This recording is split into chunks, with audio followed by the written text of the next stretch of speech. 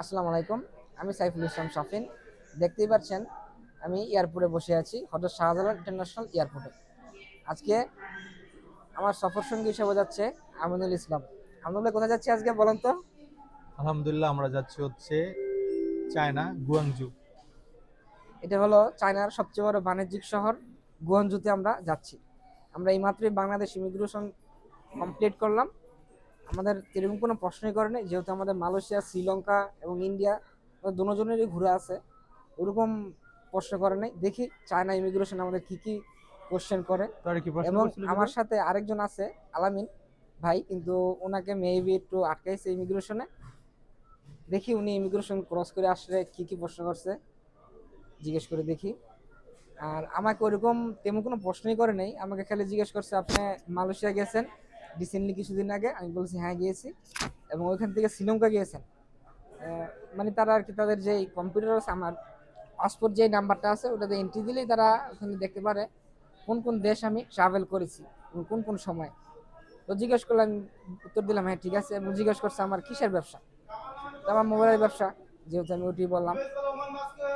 আর ওরকম কোনো কারণে সিল দিয়ে দিয়েছে। আমাদের আপনাকে কি কি প্রশ্ন করছে? ও, আমার হচ্ছে জাস্ট প্রথম কোশ্চেন করছে যে নাম কি।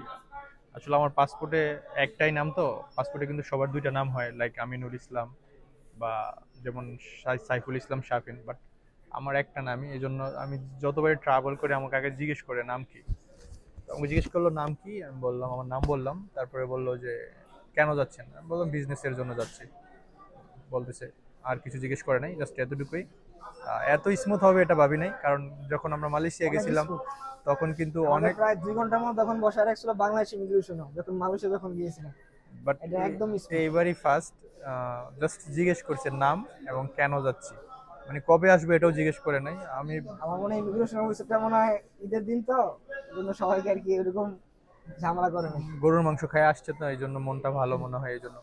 সো আমাদের তো বাংলাদেশ ইমিগ্রেশন শেষ, যেহেতু আমরা তিনজন যাচ্ছি, আমাদের সাথে হচ্ছে আলামিন ভাই আছে।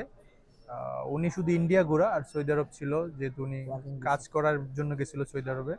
সো উনি সৌদি আরব বলাতেই মনে হয় ওনাকে রিটার্ন পাঠাইছে। হয়তো ইমিগ্রেশন অফিসাররা ওনাকে আরো কিছু জিজ্ঞাসাবাদ করবে, তারপর অবশ্যই আশা করি যেতে পারবে, আমাদের সাথে কোনো প্রবলেম হবে না। So Malaysia immigration, sorry, China immigration কেমন হয় এটা আমাদের নেক্সট পার্ট ভিডিওতে দেখতে পারবেন। ভালো থাকেন সবাই, আসসালামু আলাইকুম। এটা দেন।